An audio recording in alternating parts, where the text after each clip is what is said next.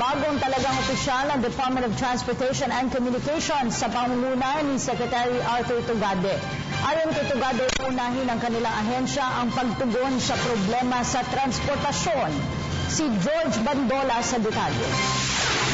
Umupo na ang mga bagong set ng opisyal ng Department of Transportation and Communications sa pangunguna ni Secretary Arthur Tugade. Sa unang 100 araw ng administrasyon, nangako ang mga itong uunahing tugunan ang problema ng mass transit.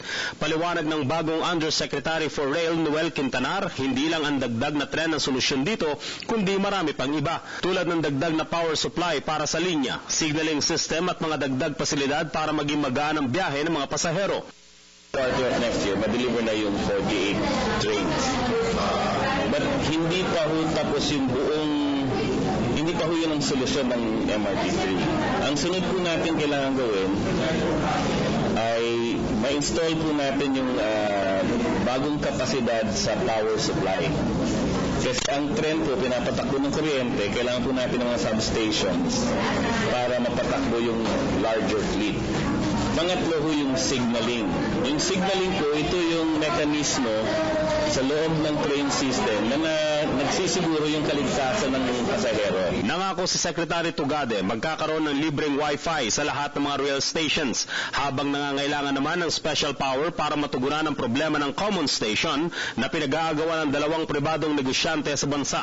Kasabay po ng growth, talaga nagkakaroon ng problema sa transportation and infrastructure. Medyo nagkakaroon ng malaking challenges, and I think this is the opportunity for the country to be able to invest significantly in rail. So I think we really have to invest in mass transit over the next 6 years dramatically.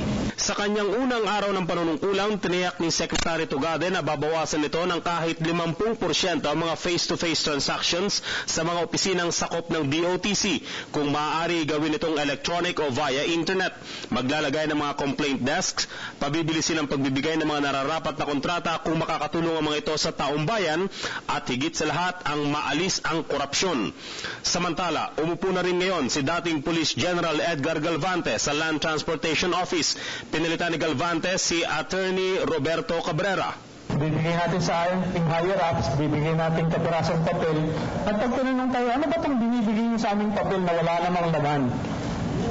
Sir, yan ho ay picture ng mga taong nag-aantay para makuha ang kanilang lisensya at ang kanilang plaka. Nasa ng plaka? Nasa ng lisensya? Wala na ho, ma'am. Nakuha na nila. Kaya nasa ng mga tao, ba't wala naman dito sa picture? Ma'am, umalis na ho sila kasi nakuha na nila yung plaka pa nila. And as simple as that, we hope to attain such a degree of accomplishment as we go on helping each other. Sa Department of Energy, nakipag-close door meeting naman ang bagong kalihim na si Alfonso Cusi sa dating kalihim na si Zenaida Monsada. Habang sa Department of Education, sa Lunes pa formal na ililipat ni Luis Ro ang pamunuan kay Secretary Leonor Briones. Para sa Telebisyon ng Bayan, George Bandola. Hi, ako po si Aljo Bendijo. Subscribe na sa PTV YouTube channel. I-click lang ang subscribe button.